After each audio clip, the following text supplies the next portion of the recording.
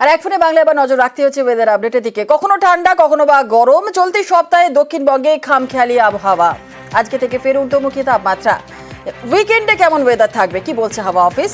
আমাদের সঙ্গে রয়েছেন আমাদের প্রতিনিধি বিশ্বজিৎ সাহার। বিস্তারিত বলবে বিশ্বজিৎ, হাওয়া অফিস কি বলছে? সপ্তাহের শেষের দিকে কেমন ওয়েদার থাকবে? একদমই তাপমাত্রার তারতম্য যেমন চলছে, ঠিক তাপমাত্রার তারতম্যের সঙ্গে সঙ্গেই ঘন কুয়াশার দাপটও বাড়ছে। অর্থাৎ যখনই পশ্চিমী হাওয়া বা কমে যাচ্ছে, শীতল হাওয়া আসছে না, তখন সেই জায়গায় পূবালি বাতাস বা দক্ষিণ পূর্বের বাতাস বঙ্গোপসাগর থেকে প্রচুর জলীয় বাষ্প এনে দিচ্ছে। আর তার ফলেই সকালের দিকে কোথাও মাঝারি কুয়াশা, কোথাও ঘন কুয়াশার দাপট দেখা যাচ্ছে। দক্ষিণবঙ্গে আজও কাল ঘন কুয়াশা থাকবে। আগামীকাল ঘন কুয়াশার দাপট অনেকটা বেশি হবে এবং এই ঘন কুয়াশার সম্ভাবনা শুক্রবার পর্যন্ত থাকবে, এই এমনটাই পূর্বাভাস রয়েছে।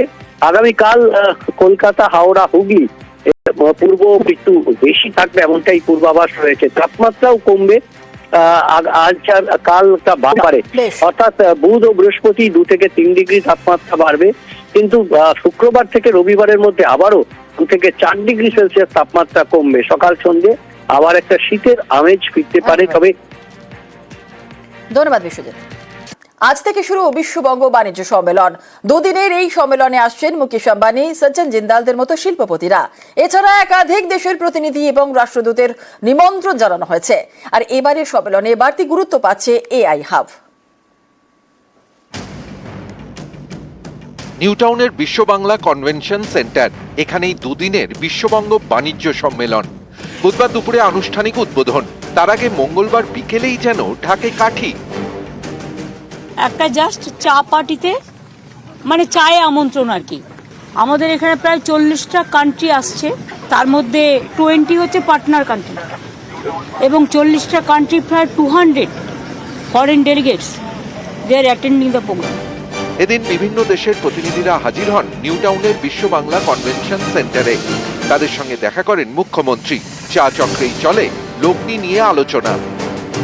বেঙ্গল মিন্স বিজনেস, এই থিমকে সামনে রেখেই বিশ্ববঙ্গ বাণিজ্য সম্মেলন। আসছেন দেশের শীর্ষস্থানীয় শিল্পপতিরা।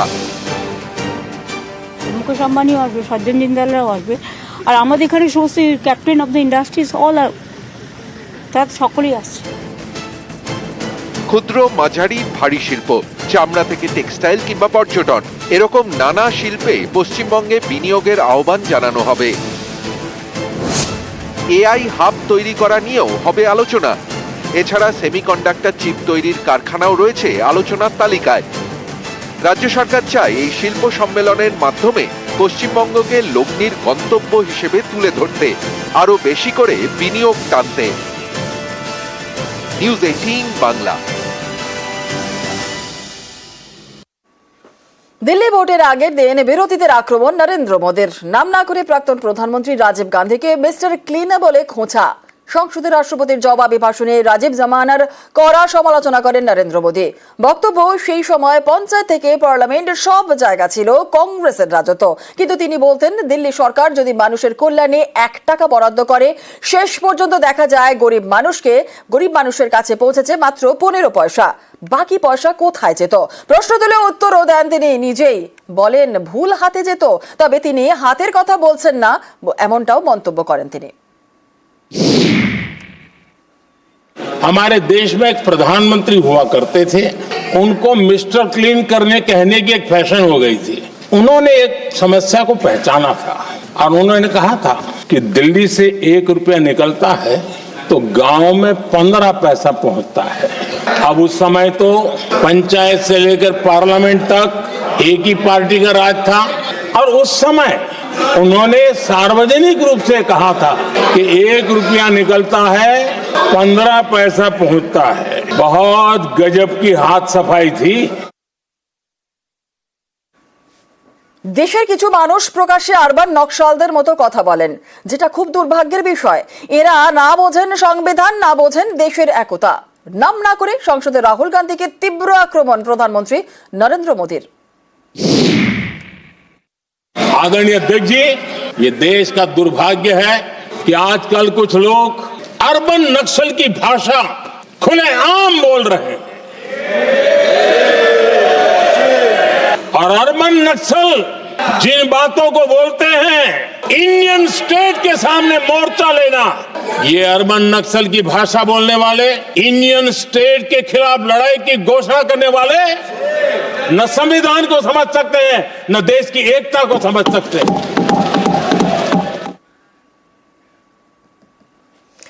আর আজ মহাকুম্ভে প্রধানমন্ত্রী দিল্লি ভোটের দিনই প্রয়াগরাজে প্রধানমন্ত্রী নরেন্দ্র মোদী ত্রিবেণী সঙ্গমে পূর্ণ স্নান। গত মঙ্গলবারই মৌনী অমাবস্যায় শাহী স্নানে পদপৃষ্ট হয়ে মৃত্যু হয় ৩০ জনের। তা নিয়ে তোলপাড় হয় জাতীয় রাজনীতি। আর এই আবহের মধ্যেই মোদীর মহাকুম্ভ সফর, আর এই দিনকে কুম্ভ স্নানের জন্যই বেছে নেওয়া শুরু হয়ে গিয়েছে রাজনৈতিক চর্চা।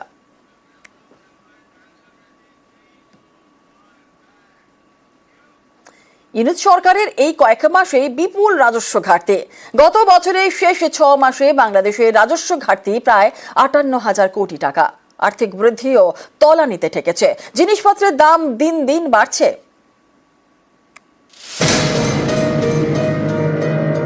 বাংলাদেশে তদারকি সরকারের মাথায় মোহাম্মদ ইউনুস। তিনি নোবেল জয়ী এবং অর্থনীতিবিদ। বিশ্বের বিভিন্ন প্রান্তে অর্থনীতির লেকচার দিয়ে কোটি কোটি টাকা উপার্জন করেন। তার নেতৃত্বেই বাংলাদেশে রাজস্বে রেকর্ড গড়েছে। রাজস্ব আদায় নয়, রাজস্ব ঘাটতিতে। 2024 সালের শেষ 6 মাসে বাংলাদেশে রাজস্ব ঘাটতি প্রায় ৫৮,০০০ কোটি টাকার। 2024-এর জুন মাসে বাংলাদেশে বাজেট পেশ হয়। প্রথম 6 মাসে রাজস্ব আদায়ের লক্ষ্যমাত্রা ছিল 2,14,337 কোটি, কিন্তু আদায় হয়েছে 1,56,446 কোটি টাকা, অর্থাৎ রাজস্ব ঘাটতি 57,891 কোটি টাকা। গত বছরের 6 জুন বাজেট পেশ করা হয়। তার পরের 6 মাস থেকেই ছাত্র আন্দোলনের উত্তাল বাংলাদেশ। অগাস্টে দেশ ছাড়েন শেখ হাসিনা। তারপর থেকে বাংলাদেশের দায়িত্বে মোহাম্মদ ইউনুস। তার জমানায় রাজস্ব ঘাটতি চরমে। লাগাতার অস্থিরতার জেরে ব্যবসা বাণিজ্য ধুঁকছে, জিনিসপত্রের দাম দিন দিনই বাড়ছে। এরই মাঝে ইউনুস সরকারকে ধাক্কা দিয়েছে একাধিক দেশ। বাংলাদেশকে আর্থিক সাহায্য করা বন্ধ করেছে আমেরিকা এবং সুইজারল্যান্ড। এই চাপের মাঝেও বাংলাদেশে ভারত বিদ্বেষ বন্ধ হয়নি। পাল্টা ভারত অনেক কিছুই করতে পারে, কিন্তু এপার থেকে বারবার সৌজন্যই দেখানো হচ্ছে। যেমন এবারের বাজেটেও বাংলাদেশের উন্নয়নে 120 কোটি টাকা বরাদ্দ করা হয়েছে। নিউজ 18 বাংলা। ইউনুস সরকারের এই কয়েক মাসে বিপুল রাজস্ব ঘাটতি। গত বছরের শেষ 6 মাসে বাংলাদেশের রাজস্ব ঘাটতি প্রায় ৫৮,০০০ কোটি টাকা। আর্থিক বৃদ্ধিও তলানিতে ঠেকেছে, জিনিসপত্রের দাম দিন দিন বাড়ছে।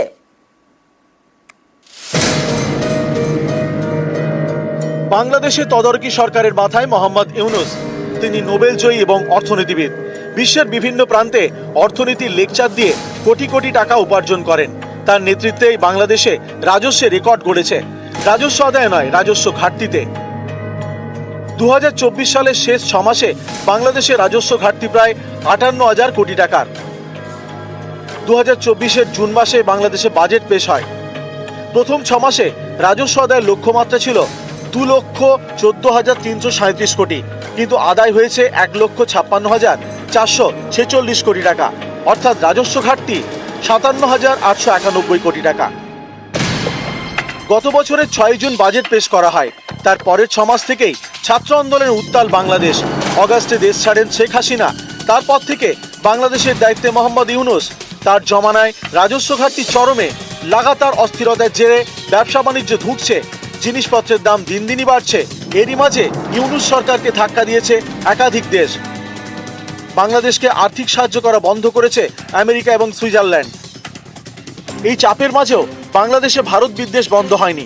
পাল্টা ভারত অনেক কিছুই করতে পারে, কিন্তু এপার থেকে বারবার সৌজন্যই দেখানো হচ্ছে। যেমন এবারের বাজেটেও বাংলাদেশের উন্নয়নে 120 কোটি টাকা বরাদ্দ করা হয়েছে। নিউজ 18 বাংলা। সীমান্ত সুরক্ষায় বিএসএফকে ফের জমি রাজ্যের। মালদার জলপাইগুড়িতে বিএসএফকে জমি রাজ্যের। আগেই নদিয়ার করিমপুরে জমি দেয় রাজ্য। সীমান্তে নজরদারি আর বেড়া দিতে জমি চায় বিএসএফ। সীমান্ত সুরক্ষায় বিএসএফকে ফের জমি রাজ্যের।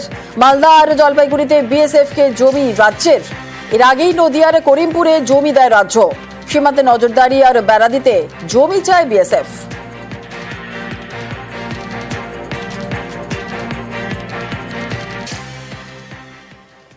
হাইকোর্টেও জামিন হলো না চিন্ময় কৃষ্ণর। চিন্ময় কেন জামিন পাবেন না প্রশ্ন বাংলাদেশ হাইকোর্টের।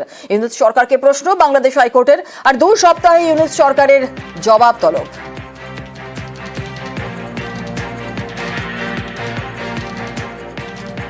চিন্ময় রানীর জন্য আজকে তারিখ ধার্য ছিল। হিয়ারিংয়ের রাষ্ট্র অনারেবল হাইকোর্ট ডিভিশন সন্তুষ্ট হয়ে 2 সপ্তাহের 2 উইকসের জন্য রুল জারি করেছেন। কেন তাকে জামিন দেওয়া হবে না এই মর্মে 2 উইকসের রুল জারি করেছেন। বাংলাদেশে সরস্বতী পুজোর মণ্ডপে হামলা কট্টরপন্থীর। চট্টগ্রামের হাটহাজারী থানার ফটিকা গ্রামের ঘটনা। প্রতিমা ভাঙচুর পরে পাকড়াও করা হয় অভিযুক্তকে।